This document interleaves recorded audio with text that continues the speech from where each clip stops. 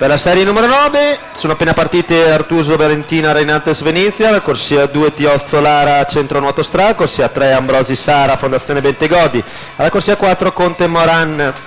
rappresentativa Idros, corsia 5 Bianchin Margherita rappresentativa Idros, corsia 6 De Faveri Sofia Stella Marina, corsia 7 Panagiotti Camilla rappresentativa Idros e in corsia 8 Lazzarini Elena Adria Nuoto.